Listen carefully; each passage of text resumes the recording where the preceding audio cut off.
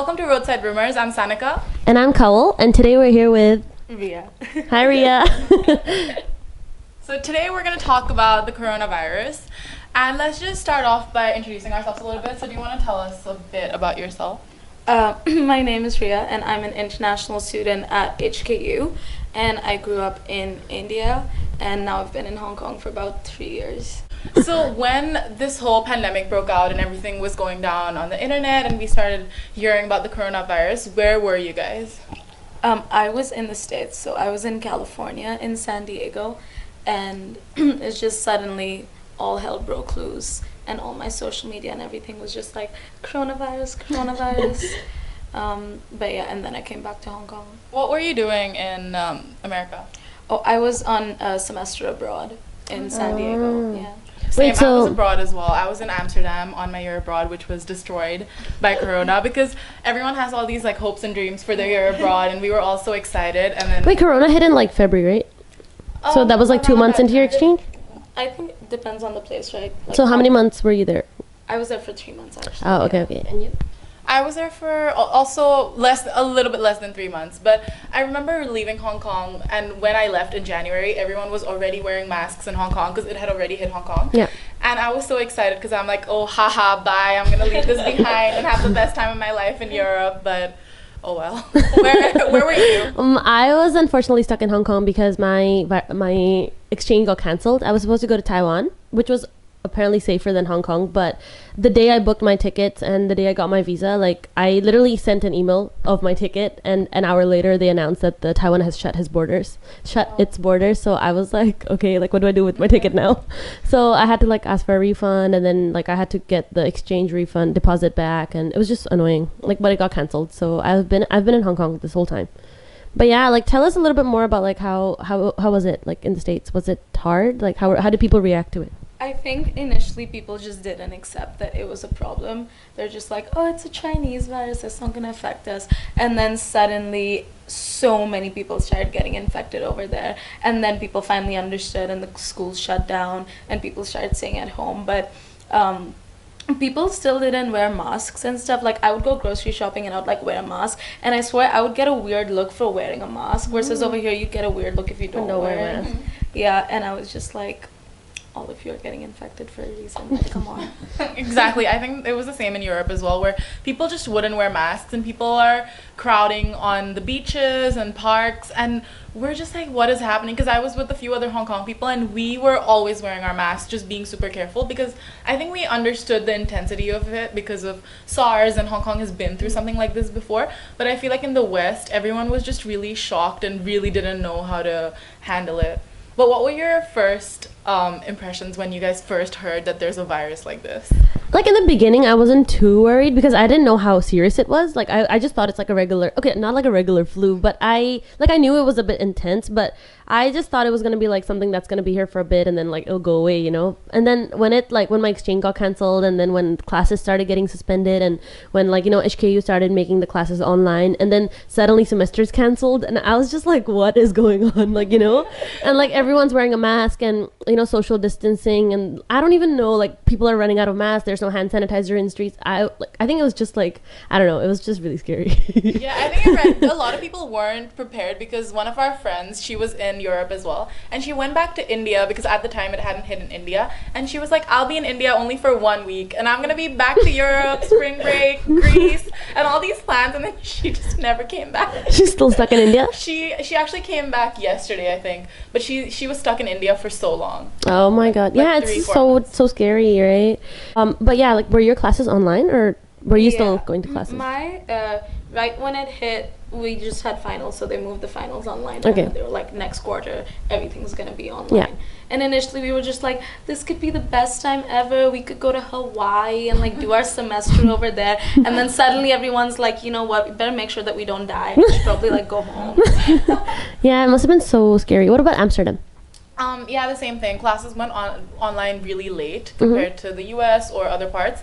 But then once they did, people were, like I said, people weren't staying home. So it was kind of like a holiday and people were just going out. But the numbers in Europe were just increasing by the day, especially Italy, like we all know. And everyone was just kind of indifferent to it, but I was definitely scared. I think same, like at home, like because I was still living in a dorm, but whenever I used to go back home, like every day my mom would like whip out her like phone and she's like, oh my god, this many cases today, oh my god, this many cases today, and I'm like, girl, just turn off your phone, it's so scary. My mom did that too. She would constantly send me coronavirus updates. Yes. And after a while I was like, stop it, I That's don't so want to see the news. scary. I don't want to see anything. Yeah, because like our social media is already like flooded with like so many news, and then I remember like the government announced like, you know, the 4 people, like you can't like more than 4 people can't hang out together. And everyone is just like, no, I think that's when it was like when I realized like, whoa, like this is serious, like, you know, if the government's actually doing something. It's like just super intense. What about your parents? Were they worried that you were abroad? And They were so worried. For the longest time, they were just like, go to your uncle's house in San Francisco, just stay there. And I was like, what is the logic behind this? And they were just like, you know, oh, you just need to stay with family right now. But I understand, because in the States, they weren't doing anything, and it was just getting so bad. Even I was so anxious. I would read the news every day, and I would be like, oh my god, these many cases, this is happening, that's happening. And then suddenly I was just like, I need to stop consuming all of this news. It's just bad for me. And that's when I came to Hong Kong, I felt like at ease, because like a lot of like anxiety just like went, because I knew that it's way safer over here, and B, even if something happens, it'll be fine. So when you came back to Hong Kong, were you like you had to like quarantine, right? Yeah, so I got tested at Asia World Expo as soon as I landed, and then then I went home, and then the next day they called me and they were like, oh, you tested positive, so we're sending an ambulance to you right now. Oh no. so you're a corona survivor. You're negative now, right? Watch out for your life. Wait, how was that whole process, making the decision to finally come back home and then flying back? Because at the time airports were like one of the scariest places to be at, and then obviously the whole procedure in Hong Kong, and then getting tested positive. Initially, it actually took a lot of like thinking and figuring out, but initially I was gonna go to India until they like shut the borders, and they were like, no, we don't care if you're our citizen, just stay out now, there's nothing we can do about it. And then I was like, shit, I can't stay in the States anymore, because if I get infected and I have symptoms, like I can't get the services I need. And then I was like, oh, I could actually fly back to Hong Kong. So then that just seemed like the most logical option, even better than like going to India, which is now so much worse than even the States. So then I got like the first flight I could find to Hong Kong, and I flew out with a friend. And then once I was in Hong Kong, everything was just so efficient. But yeah, going to the airport was definitely scary. Like my mom was like, you need to have this and this and this and that. And she was like, don't eat any of the food. What if food is infected? What if this is infected? And I was super anxious the entire like 16 hours. I was just sitting there like, don't breathe at anyone, don't look at anyone. Oh, but that must be so like scary. yeah, but thankfully it wasn't that long. It was only like one flight. Yeah, right. Okay. So what about when you came back and then they tested you? So did you self-isolate in your at home, or oh, so you just stayed at home? No, so initially you have to self-isolate at home. So they gave me the wristband, took my test, and they were like, okay, now you can go home, and if you're positive, then we call you within 3 days. Okay. And then the next day they call you. So where did they take you afterwards?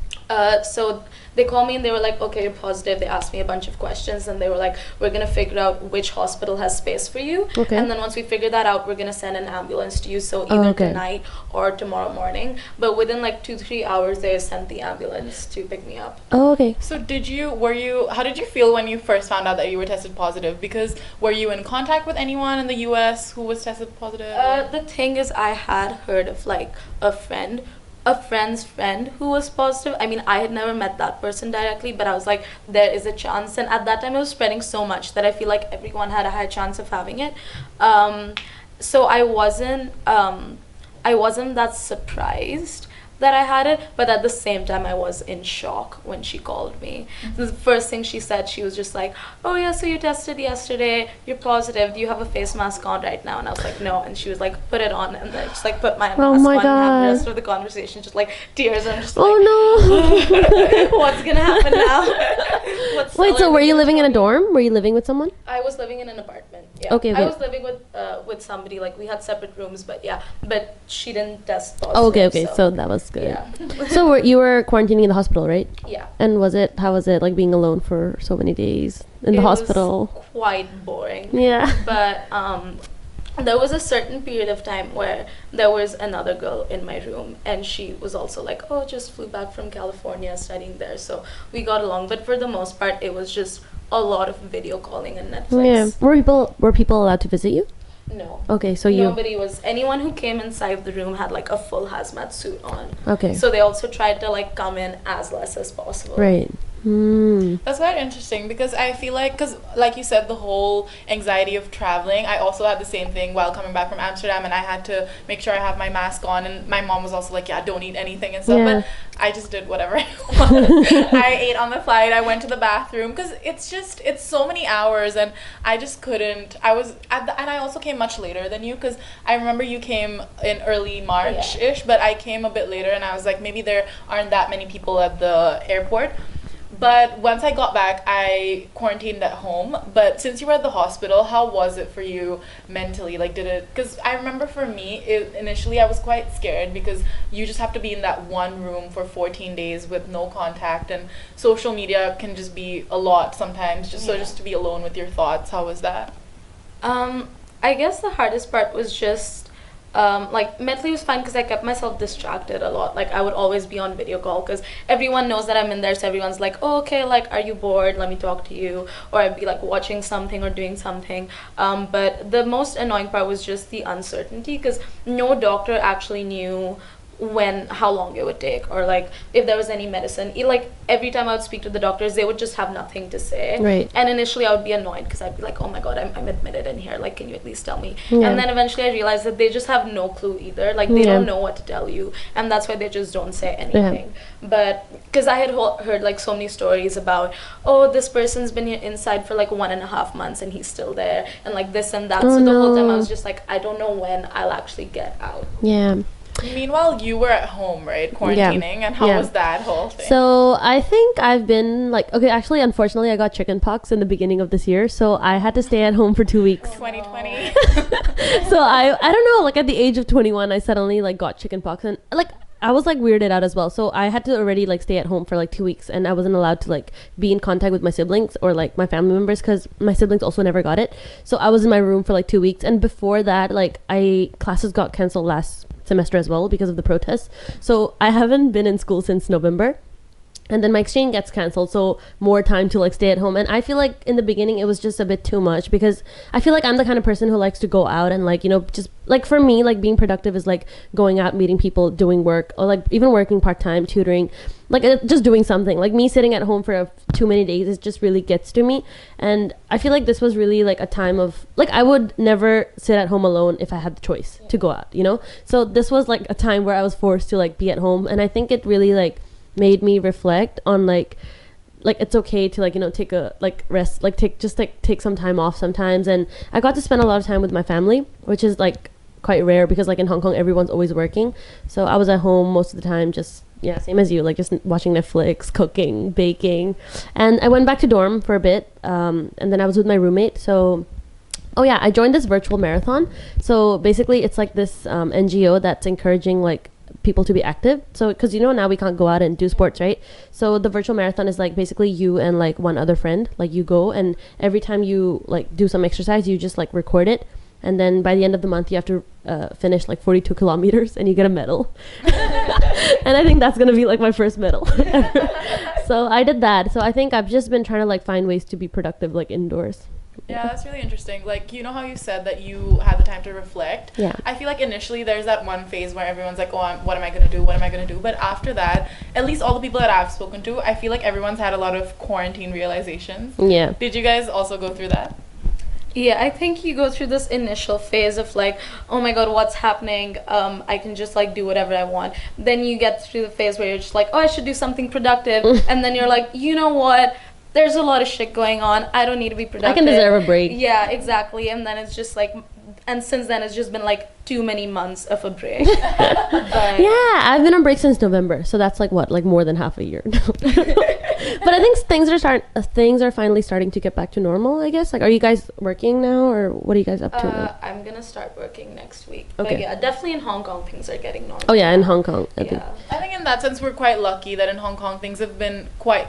So coming from Europe or even America, I feel like Hong Kong's been they've adjusted to a new normal really well. Yeah. So in terms of restaurants, there's those separators, or even on the MTR. I think the And they like check your temperature every time. Yeah, and everywhere they give you you the hand go. sanitizer. yeah, so I think it's been quite contained in Hong Kong because of that. And Hong Kong's been pretty efficient in like controlling, Yeah, everything. even the whole process at the Yeah. airport is very Yeah. efficient. But I feel like it's so different from like other countries, like especially third world countries like India. Like I've been hearing news about like these like migrant workers who've had to like travel, like had to walk to their villages because they don't have any means of transportation. Have you guys read the news about that?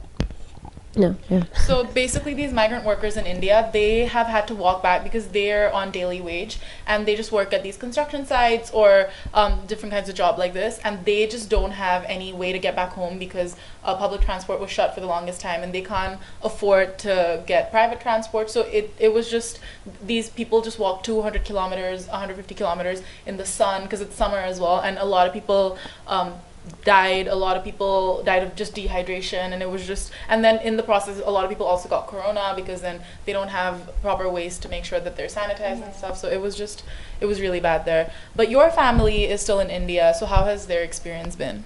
Actually, funny thing, my family also got tested positive. Is it safe to be around Rhea? My genes are just contagious. Wait, who got it in your family? My mother and my grandfather, Oh, but they're okay. both fine. Like they don't have symptoms either. But I feel like ever since India opened up a bit and everything's been going back slightly to normal, so many people have started getting infected. Like I've heard about so many friends' parents and stuff like that who are infected. But that's so weird because India was under lockdown, right? Yeah, I think like it was just inevitable for it to spread. Right. They were just like they were just giving it more time. But I feel like they didn't do enough with that time because Okay. it's still spreading so much now. It's just a really chaotic place too. Like everything's just so chaotic over there that it's hard to control it, I guess. So out of this whole experience, what was something that we all took away from it? Because I feel like a lot of people in the beginning, like we said, everyone felt the need to be productive, and it could be in the smallest ways. Like I remember when I first started my quarantine, I was like, I want to make TikTok videos. But did you guys take up anything like that? I stayed at home a lot, so I started like playing with clay a bunch and like making things with that. And then I was just like, I'm slowly going crazy, but okay. I think 2020 has just given us too much, like dangerous amounts of time with ourselves. But I guess I definitely realized that I in life should be taking out a little more time just for me to relax and just put my mind at ease, like not specifically be doing anything, but just let myself be and like delve into my thoughts. I mean, this year has been a bit too much of that, but just in like a general sustainable way. I think I agree as well, because for the longest time I always thought that, oh, I'm not the kind of person that needs me time, and because I would just like to be out and about, hang out with my friends, and I would be like, oh, hanging out with my friends is also kind of like me time because I'm enjoying myself, and they're my closest friends, best friends. But now that I look back, I also feel like I need to take out that time for just myself and my thoughts and just reflect on everything, because I just feel like the society that we live in is so fast-paced as well. Because after coming to Hong Kong, I realized that it is much safer to be here and it was much more efficient, but also there's this kind of constant anxiety of having to be productive and having to find an internship or something like that. So how have you guys dealt with the whole work and study situation during Corona? I think in the beginning it was a bit hard, like especially like at least you guys were like actually with me, like the university, they offered me two options. They were like, since your exchange is cancelled, you can either have online classes or you can like take a gap semester. So my ideal gap semester would be like me like having a full-time job or like a full-time internship, and it was like so discouraging because I couldn't find anything. Like for the longest time I did like try to look for like job, but just no one was hiring, and like like tutoring centers were closed, so I couldn't even do part-time. So I was like actually like stuck at home, and I would just be on Netflix. But I feel like even relaxing, you get tired of it, like like when you're just on Netflix like the whole day, like you're just like like you just want to do something like something like you just want to do something that's other than staring at a screen, be it like your phone or your laptop. So I started like reading a bit. I feel like when I was young, like I used to enjoy reading, but before, like after like we started having laptops and iPads, like I just couldn't read, like I couldn't concentrate on books. So I feel like now it has given me the time to like go back on it, which is like pretty good. And I feel like it kind of like helps you deal with that anxiety, because you like once you start reading, you know, you're just like in that world. And then I think that's what made it a little bit better for me. What about you with work or school? I think with work, like usually I'm a massive nerd. I like finish all my work and I'm just like constantly stressed about work. But ever since I got out of the hospital and I like got back to my schoolwork, I just couldn't do it. I was just like, this is not happening. And I used the fact that I was in the hospital to my advantage so much. I was like, oh yeah, I need like an extension again, because yeah, it's been hard, you know. And just to the point that in the end I was like, I just need to drop. I dropped like 2 courses because I was just like, I can't do this. I just couldn't bring myself to work in like this kind of environment. And I realized that I really need that fast-paced, like tiring energy to actually be able to work, which I probably need to work on now since I have to do a virtual internship. But yeah. No.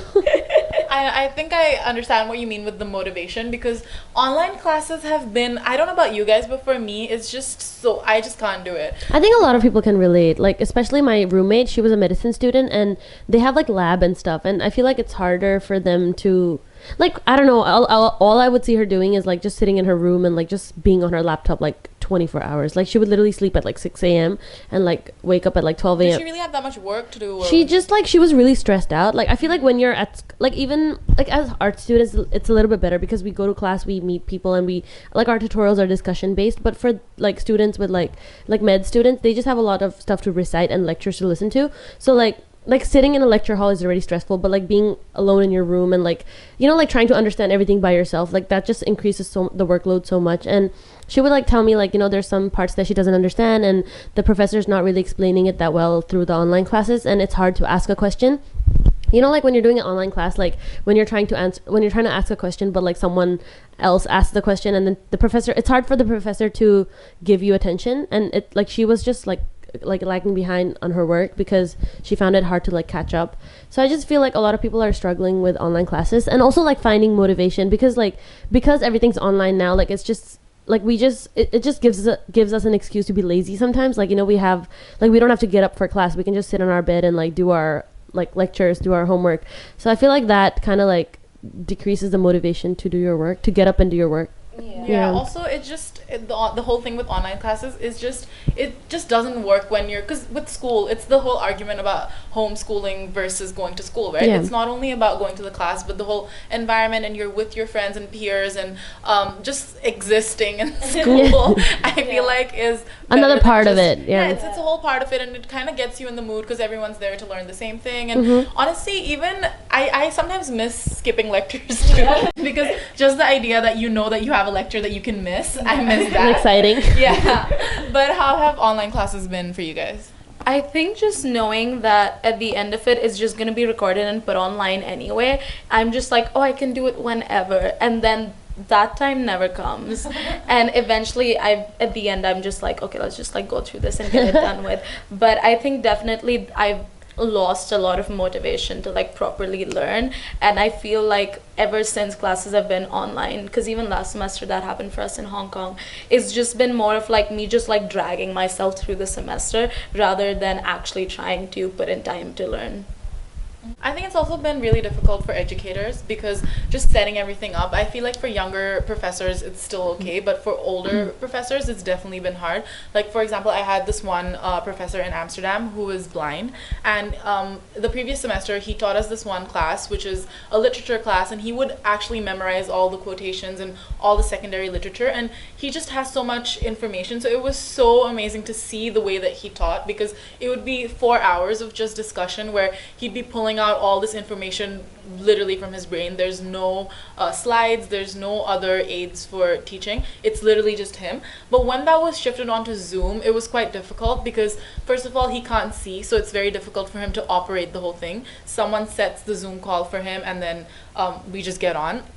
And then it's very difficult to ask him questions because we're all muted, and then he's not, and then he keeps asking if we can hear him, but we can't tell him that, and it's just, there's just no communication. So he feels like he's just talking at a computer for 4 hours, and it's just not the same.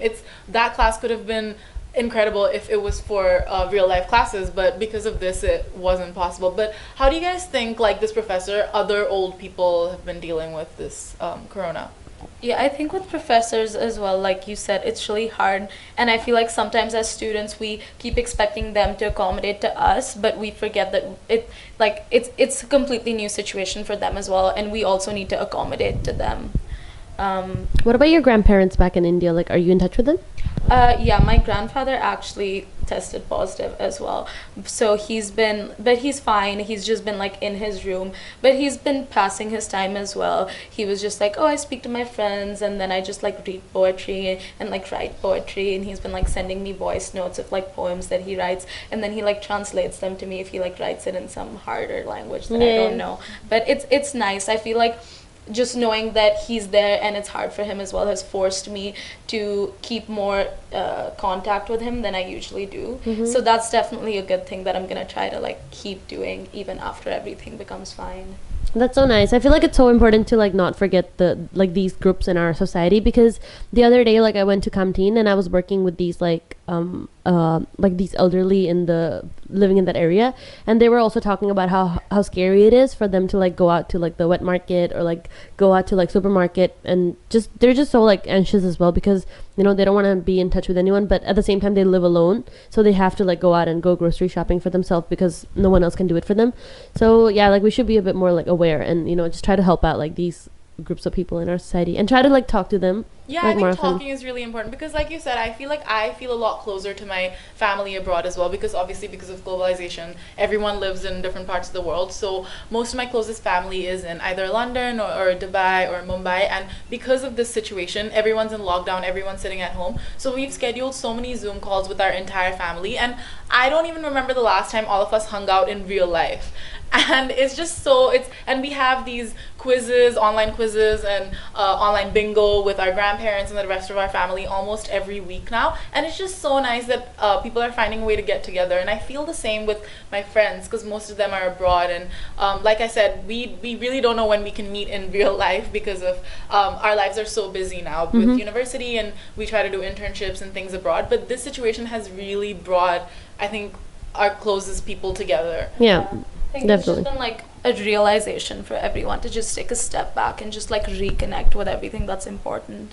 One thing I realized after coming back to Hong Kong is that in the rest of the world, people are still taking this quite calmly. People are like, oh, okay, everyone will be kinder to the class of 2020 or the class of 2021 because there aren't internships available, jobs available. But in Hong Kong, I still feel like there's that kind of pressure to make sure you have an internship this summer, especially because we're approaching our final year now. So did you guys feel the pressure to have a job or internship? For me, like I applied for a lot of internships in like the beginning of this year, and a lot of people didn't, like not only internships, even like full-time jobs, because I just wanted something to do in the summer. And a lot of people didn't get back to me because I think, you know, they weren't hiring. But I luckily got like one internship in the Civil Service Bureau, so I'll be starting that like in July and August. And for June, I was just working with like the disadvantaged groups in New Territories. So I spent like 40 hours working for them. That was like a mini internship, and my proper internship starts like next month. So yeah, I'm looking forward to that. I hope the situation stays the same. Like just not like, even if it doesn't get better, I hope it doesn't get worse. So yeah, what about you? Are you gonna start your internship as well? Yeah, I actually applied for internships last year and got one secured before everything happened. So that's fine. And I'm so thankful right now that I did that because I can see a lot of people struggling. And I feel like there is that everyone knows that okay, 2020 was hard, like we understand that you didn't have an internship, but at the same time I can see people in Hong Kong or maybe even elsewhere still expecting you to have something to show for, because at the end of the day, even if you don't have an internship, I feel like there's this pressure on all of us to be productive. So it's like, oh, you didn't get a job, so what else did you do? But it's just not that easy. Yeah. For sure. I think for me, as art students especially, it's so difficult to find an internship anyways. But then in this situation, it's only been harder. So I was like, I think this is the time for me to take up my passion projects and do all these things that I've wanted to do for so long. Because, you know, you always tell yourself that, oh, I'll do it later, I'll do it when I have time. And now is the time. So I just think that is the perfect opportunity to do things like that you're passionate about. Also, so what do you guys have to say to people that, because I know we have reached a much a much later stage in this whole process where we're looking at it very positively and we're looking at our, I guess, lower points in retrospect. But I know there are still people that are stuck in quarantine. There's lockdown in many countries still. So what do you have to say to those people that might be struggling mentally? I think one important thing is just like accepting the fact that the situation is what it is, instead of thinking about when are things gonna go back to normal, how long is it gonna be this way. Just accept that it's gonna be different for a while now, and we just need to figure out how to live with that. And I think just like keeping in touch with people is really important when you're in quarantine, because everyone needs space, but sometimes it gets like way too much space. Like you can't spend 14 days just with yourself. Yeah. So you need to give some kind of social interaction. Yeah, you need to distract your mind from its own thoughts from time to time at least. Yeah, I agree. I think this is like a great time for us to like reflect on ourselves, but at the same time like kind of learn how to like balance, because I feel like when everything's back to normal, we're so busy like working or like like especially living in Hong Kong, it's like you're constantly doing something. Like each moment like you're doing something, you're traveling to work, you're just always with someone doing something. But right now is the time for us to learn how to like balance like like human interaction and spending time with yourself. Especially for like fast-paced life in Hong Kong, it just went from like 0 to 100. Yeah. Like you never get any time for yourself, and suddenly you're just like all alone. How do I spend all of this time? Yeah. I think another thing that helps accepting the whole thing is the privilege that we all have, because this is something I realized when I was still back in Amsterdam, where I just felt like, I have food, I have a shelter, I have all the basic needs, and the only thing I'm complaining about is like too much Netflix or too much time with myself. But people don't even have the means to fulfill these basic needs right now, and I feel like that should just be what we use to keep ourselves in check sometimes. And I feel like a lot of people were worried about like travel plans and stuff. Did you guys have any travel plans? Yeah, I think this was definitely a point of realization that we have so much privilege, because even after like being admitted in the hospital and everything, I still find it hard to like feel bad for myself, because I feel like I still have it so easy. Like I have a job, I'm still a student, I didn't lose my livelihood. When all of it happened, like my biggest issue was just, oh no, I didn't get to go to like Cuba for spring break, like big deal. Like people are starving out there. Like we have it so easy compared to a lot of other people. So I think it's important to understand that but at the same time still like let yourself like give yourself a break. Yeah, give yourself a break, but like don't take it too far. Yeah. Like think about other people. Yeah, like I think I agree with that. Like normally like in summer, like during summer I would be like somewhere like traveling or like just volunteering abroad, but like this summer I was like, oh my god, like I'm gonna be stuck in Hong Kong. And it's just been a long time since I've been in Hong Kong in the summer. Like first of all, I'm just shocked at the weather, because I feel like I haven't experienced like Hong Kong's humidity in like a very long time. But I think, like you're talking about privilege, I think I've been spending a lot of my time doing voluntary work now because I can't work. So I feel like doing like this kind of work, it really helps me realize that there's a lot of people in our community that like, that are not as privileged as we are, and we should really try to like do our best to like help them, like, as by all means. Yeah. And I think like in Hong Kong, I know that everyone's super cautious about like wearing masks and sanitizing, but in a lot of other places people aren't.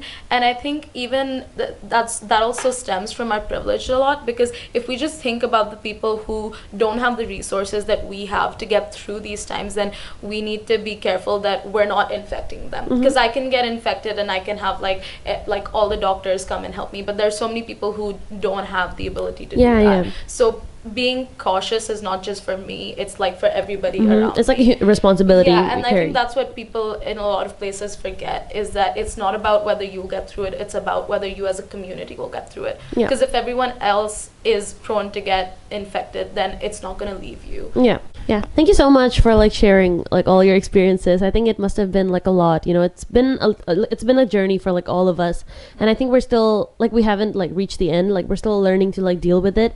And I think like as people who live in like, such a developed city like Hong Kong, we just have to learn to like get used to it. I feel like we don't know when this is going to end, so the only thing we can do right now is just learn to like adapt to it and work our way around it.